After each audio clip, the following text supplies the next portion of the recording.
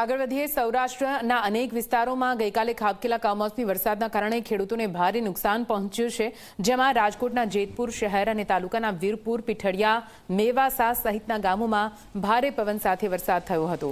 તેના કારણે ખેડૂતોના મોઢે આવેલો કોળિયો છીનવાઈ ગયો। મોટા પ્રમાણમાં તૈયાર થયેલા ઘઉં, ચણા, જીરું અને ધાણા જેવા પાકો જમીન પર ઢળી પડ્યા છે, જેના કારણે ભારે નુકસાનની ભીતિ સેવાઈ રહી છે। ઘણા સ્થળોએ પાક સંપૂર્ણપણે નિષ્ફળ ગયો છે।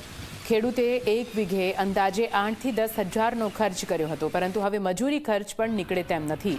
અસરગ્રસ્ત ખેડૂતોને યોગ્ય વળતર આપવામાં આવે તેવી માંગ કરાઈ।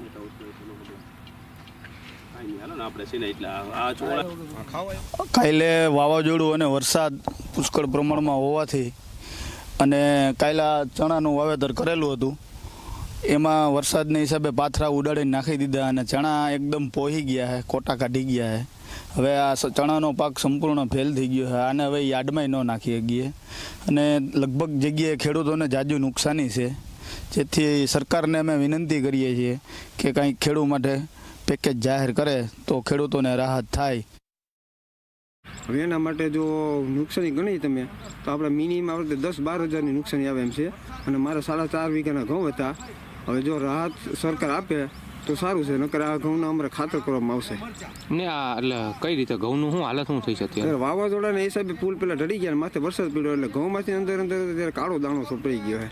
હવે જો યાર્ડમાં દેવા જાય તો અમારો ખર્ચો ઊભો થાય એમ છે નહીં, અને વાઢી તો આમાં કંઈ અમારી મજૂરી જાય એમ છે। જો એના માટે સરકાર કંઈ રાહત કરે તો ફાયદો થાય અમને, બાકી હવે અમારે નુકસાની છે આમાં। સૌરાષ્ટ્રમાં ગઈકાલે મિની વાવાઝોડા સાથે વરસેલા કમોસમી માવઠાને કારણે ખેડૂતોનો જે તૈયાર પાક હતો તેની ઉપર જ આ જે કમોસમી માવઠું છે તે ક્યાંક વરસ્યું છે, તેના જ કારણે હવે ખેડૂતોને મોઢે આવેલો કોળિયો છે તે ક્યાંક છીનવાઈ ગયો છે। ખેડૂતોના પાકની જો વાત કરવામાં આવે તો ઘઉં, ધાણા, ચણા, જીરું, લસણ, ડુંગળી સહિતના જે પાકો છે તે ક્યાંક હવે ખેડૂતો છે તેઓ છે તે ક્યાંક લણવાની તૈયારી હતી અને સીધા જ છે તે ક્યાંક માર્કેટિંગ યાર્ડમાં વેચવા માટે મૂકવાના હતા। તે સમય દરમિયાન જ એકાએક કમોસમી વરસાદ વરસ્યો અને તેના જ કારણે જે ખેડૂતોનો મોંઘા મૂલ્યો જે પાક છે તે ક્યાંક અત્યારે છે તે ક્યાંક બગડી ચૂક્યો છે અને ખેડૂતોને મોટા પ્રમાણની અંદર અત્યારે નુકસાન છે તે ક્યાંક વેઠવાનો વારો હવે છે। અત્યારે આપણે જે દ્રશ્યો જોઈ રહ્યા છીએ તે છે તે ક્યાંક ઘઉંના ખેતરના દ્રશ્યો છે કે ઘઉંનું આ જે ખેતર છે તે ક્યાંક મિની વાવાઝોડાના કારણે છે તે ક્યાંક ખેતરનો પાક છે તે ક્યાંક સંપૂર્ણપણે છે તે ક્યાંક અત્યારે ઢળી ચૂક્યો છે અને ઉપરાંત માથે છે તે ક્યાંક વરસાદ છે તે ક્યાંક પડ્યો છે અને વરસાદ પડવાને કારણે આ જે ઘઉંના પાક છે તે ક્યાંક હવે માર્કેટિંગ યાર્ડમાં વેચવા મૂકે તો આનું એક પણ પ્રકારના આ વેચાણ છે તે ક્યાંક ન થઈ શકે અને ખેડૂતોને મોટી છે તે ક્યાંક નુકસાની છે તે ક્યાંક આવી શકે છે। ખેડૂતોના વીઘાની જો વાત કરવામાં આવે તો ખેડૂતોએ તમામ પાક પાછળ 8 થી 10 હજાર રૂપિયાનો વીઘે છે તે ક્યાંક વાવેતર પાછળ છે તે ક્યાંક ખર્ચ કર્યો હતો અને 1.5 થી 2 લાખ રૂપિયાનો ખેડૂતોને અત્યારે નુકસાની છે તે ક્યાંક આવી રહી છે।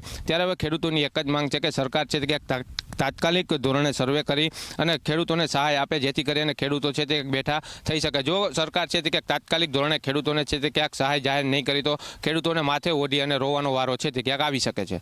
નરેશ બાલિયા, ઝી મીડિયા, જેતપુર।